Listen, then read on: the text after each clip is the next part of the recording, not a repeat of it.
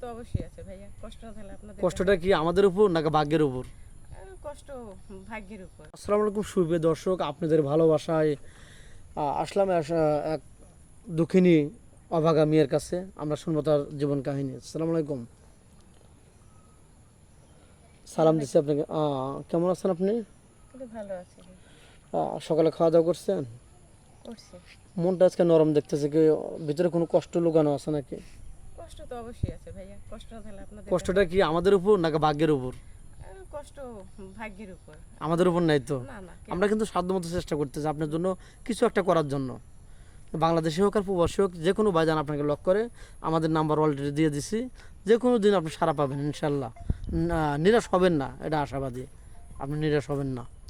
তো যাই হোক, কোনো প্রবাসী ভাই আপনাকে বিয়ে করে রেখে গেল শ্বশুর শাশুড়ির কাছে, আপনি কি তাদের সাথে খারাপ ব্যবহার করবেন? না, কেন খারাপ ব্যবহার করব? আবার টাকা পয়সা পাঠালো, টাকা পয়সা নিয়ে আরেক ছেলের হাত ধরে চলে যাবেন, না না, এরকম প্রতারণা করবেন নাকি? না না এখন কিন্তু আপনি অসহায়, আপনি রাজি হচ্ছেন, স্বীকার হচ্ছেন, পরে আবার দুই নম্বরই করবেন না তো তাহলে কি হবে? না, কেন করব? একজন আশ্রয় দিবে, ভালোবাসবে, সে ভালোবেসে আমাকে আশ্রয় দেয়, এটাই তো আমার জন্য অনেক।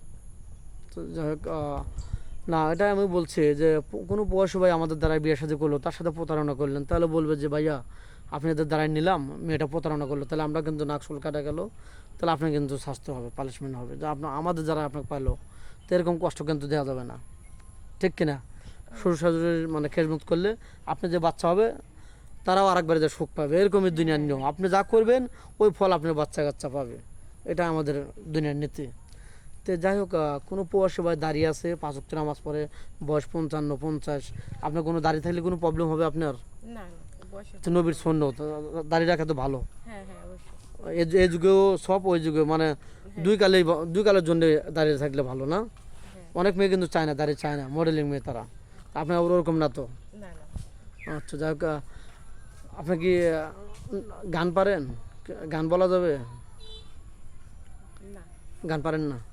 রান্না বান্না তো সব পারেন। হ্যাঁ, রান্না করি। আপনি কি খেতে ভালোবাসেন, মানে কোনটা আপনার কাছে ফেভারিট খাবার? ভাই আমার কাছে গরিব মানুষ, আমি ডাল ভাতে খুশি? ডাল ভাত খেলে আমি আর চিন্তা করেন মানুষ কীরকম অসহায় হলে পারে কথা বলতে পারে, আমরা ডাউল ভাতে আমাদের চলবে, এই ধরনের কথা সচরাচর কেউ বলে না। খুব কষ্টের সাথে কথাগুলো বলতে হয়, কারণ মেয়েটা খুবই অসহায়। কেউ পাশে দাঁড়ালে আল্লাহও খুশি হবে এবং মেয়েটাও সারা জীবন বড় দোয়া করবে। তো যাই হোক, এ পর্যন্ত তো কোনো সারা বান নাই, কোনো বাইক আপনাকে লক করছে এখন তো?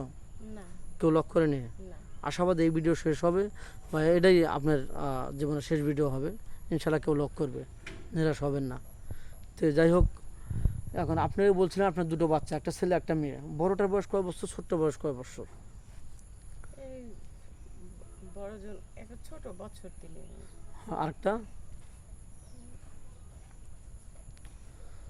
5 বছর মতো হবে। 5 বছর আর 3 বছর, দুটা। তাহলে আপনার যদি এখন বিয়ে হয় তাহলে বাচ্চা কাচ্চা দুজনের দায়িত্ব নেব, নাকি আপনি কারো কাছে বাচ্চা রেখে দিবেন, নাকি আপনি না, সাথে নিয়ে যাবেন? আমাকে যে নিবে সে তো বাচ্চা নিয়েই নিতে ও, হবে। আমার বাচ্চা দুটো কোথায় নিয়ে রাখবো? কোথায় ফেলা দিবেন? হ্যাঁ। ছোট ছোট বাচ্চা দুটো, তারও স্বভাব হবে নাকি? যেহেতু আপনি কষ্টের সাথেই বাস করতেছেন, তাহলে বাচ্চা করে কোথায় ফেলা দেবে? তো যাই হোক, ভিডিও আর লং করতে চাচ্ছি না, যেহেতু দিনের পরিবেশটা ভালো না, মেঘ বৃষ্টির দিন। তো যাই হোক, আপনাকে কীভাবে পাবে আরেকবার ফোন নাম্বারটা দিয়ে দেন। আমার তো ফোন নাম্বার নাই ভাইয়া, মোবাইল নাই তো আমার। দর্শক বন্ধু শুনতে পারলেন, মেয়েটার ফোনই নেই, তার খাবার 2 বেলা জোটানো খুবই টাফ, খুবই কষ্টের, দুটো বাচ্চা নিয়ে চলা তার খুবই কষ্ট হচ্ছে, তার ফোন কেনার কোনো সাধ্য নেই। আমাদের ফোন নাম্বার দেওয়া থাকবে, কেউ ভিডিও কল দেবেন না, অডিও কল দেবেন। ভিডিও কল দিলে ব্লক করতে বাধ্য হবো। ভালো থাকবেন, সুস্থ থাকবেন, এই কামনা করছি সবার জন্য। আল্লাহ হাফেজ।